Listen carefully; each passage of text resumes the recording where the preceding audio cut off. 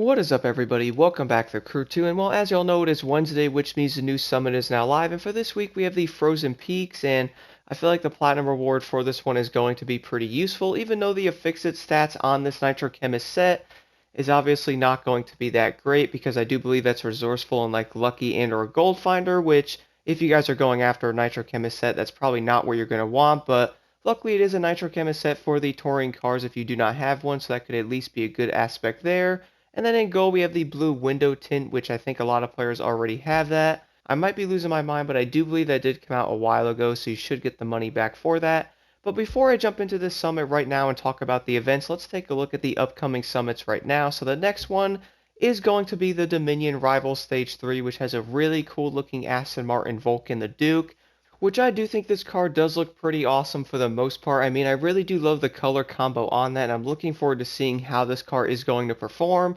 That's obviously going to be a touring car, so it's going to be nice to have another one of those added into the game.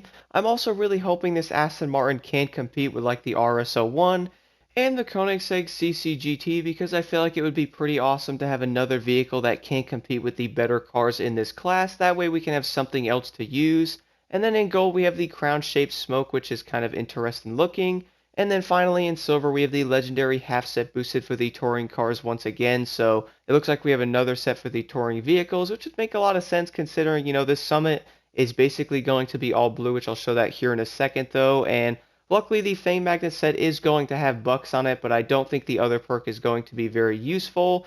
And taking a quick look at the summit, guys, I did mention it was very blue, which obviously the entire thing is. So we will have two Alpha GP races there and then an air race at the bottom, and then obviously the three touring car races after that, and we do get to drive the new Aston Martin.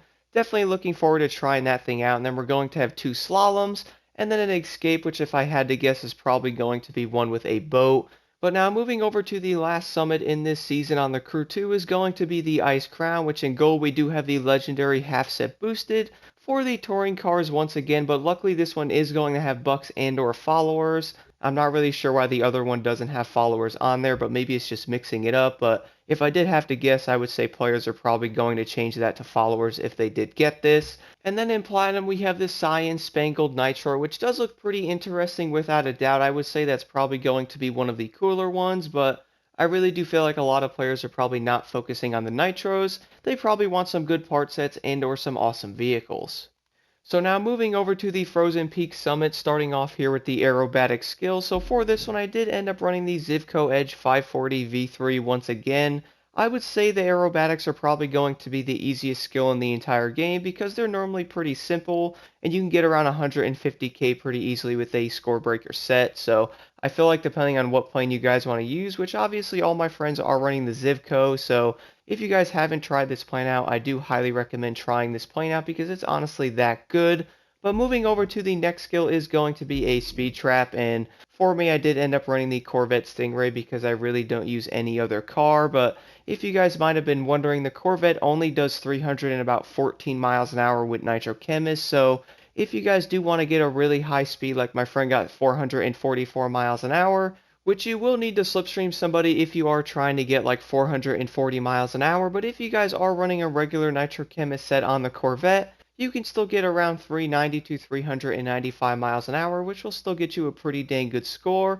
And then moving over to the next skill is going to be a slalom, and for this one I did end up running a Ford Fiesta Rallycross car, which obviously all my friends did run hyper and or street cars, which honestly guys, for this one you could pretty much run any vehicle class you would like to. Just make sure you guys do have that score breaker set on there.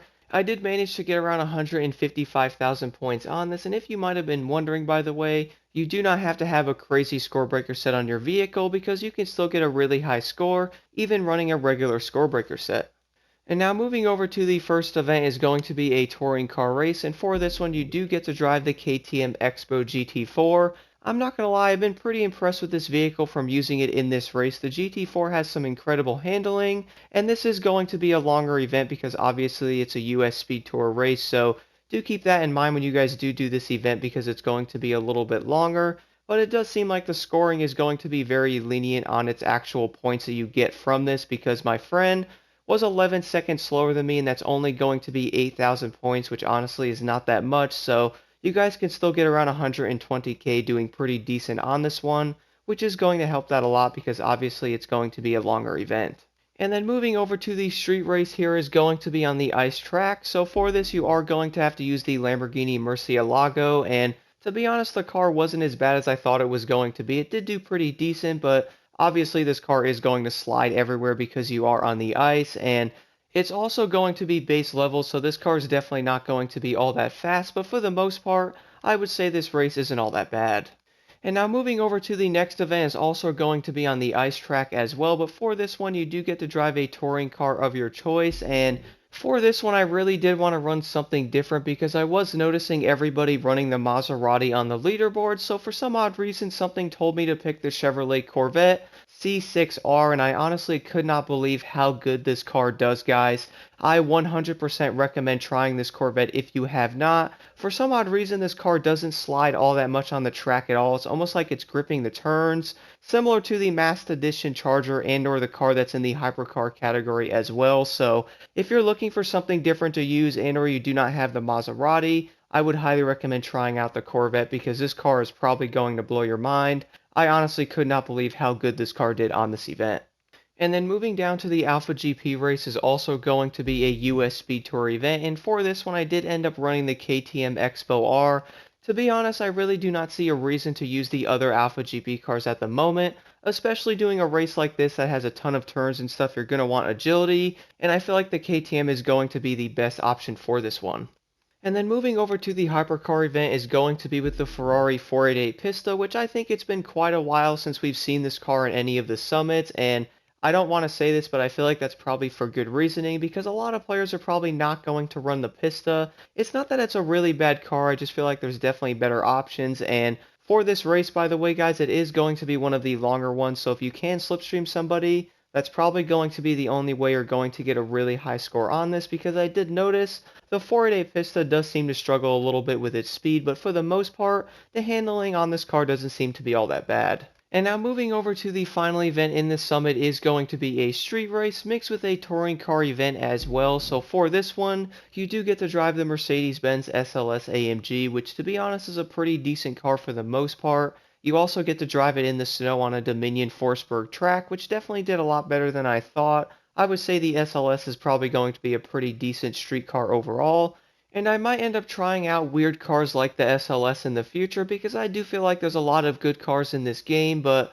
I do think a lot of them do get overshadowed by some of the better ones, which does make sense, but luckily some of these other vehicles like the AMG here can also be used on many events and still compete with some of the better cars.